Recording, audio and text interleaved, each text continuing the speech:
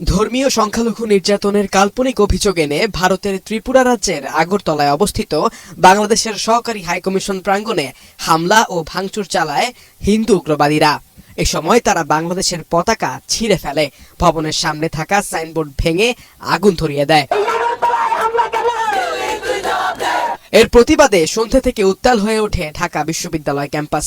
ছাত্র অধিকার পরিষদ, ইনকিলাব মঞ্চের ব্যানারে জড়ো হতে থাকে ছাত্র জনতা। খণ্ড খণ্ড মিছিল নিয়ে বিশ্ববিদ্যালয় ক্যাম্পাস প্রদক্ষিণ করে রাজু ভাস্কর্যের সামনে এসে বিক্ষোভ সমাবেশে মিলিত হয় সবাই। আমরা গণ-অভ্যুত্থান ঘটালাম দাদাদের দাদাগিরি করার জন্য না, ভারতের সাথে সম্পর্ক হবে চোখে চোখ রেখে। আপনি অর্ডার করবেন না, আমরা চোখ বুঝে দাদা দাদা করবো, এটা চলবে না।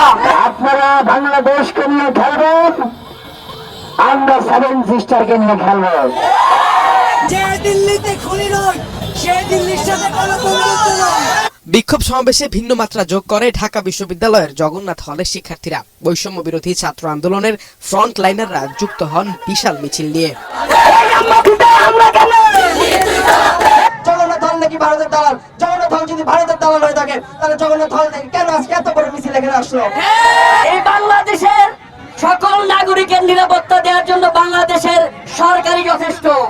দিল্লির কোনো মায়া কান্নার দরকার নাই। এই বাংলাদেশে আর কখনো শেখ হাসিনার মতো কোন দাস তৈরি হবে না, যারা বাংলাদেশকে ভারতের চাকরে পরিণত করবে।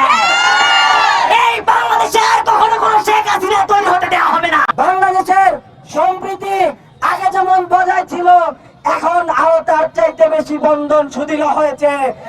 কেউ যেন আমাদের দিকে রক্তচক্ষু দিয়ে না তাকায়। আমাদের বিপ্লব কিভাবে রক্ষা করতে হয় আবুল সাইদ আমাদের দেখিয়ে দিয়েছে। এ সময় ভারতের সাধারণ নাগরিকদের উগ্রবাদী গোষ্ঠীগুলোকে রুখে দেওয়ার আহ্বান জানান সদস্য সচিব আরিফ সোহেল।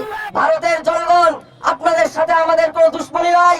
বাংলাদেশের মানুষ শান্তিপ্রিয়, কিন্তু আপনাদের সরকার যদি বারবার এভাবে আমাদের উপর সাম্রাজ্যবাদী নীতি চাপিয়ে দেয়, যদি আমাদের ভাই আবরারকে খুন করা হয়, যদি আমাদের বোন ফেলানি কারাগারে ঝুলে থাকে, তাহলে বাংলাদেশের মানুষ বাধ্য হবে সাম্রাজ্যবাদ বিরোধী লড়াইকে আন্তর্জাতিক রূপ দিতে। এদিকে এই ঘটনায় দুঃখ প্রকাশ করে বিবৃতি দিয়েছে ভারতের পররাষ্ট্র মন্ত্রণালয়। এ সময় দায়ীদের বিরুদ্ধে ব্যবস্থা গ্রহণ ও বিভিন্ন রাজ্যে বাংলাদেশ হাইকমিশন অফিসে নিরাপত্তা ব্যবস্থা জোরদারের কথাও জানিয়েছে নয়াদিল্লি। অবিলম্বে দোষীদের বিরুদ্ধে ব্যবস্থা গ্রহণ করা এবং যথাযথ তদন্তের আহ্বান জানায় ঢাকা।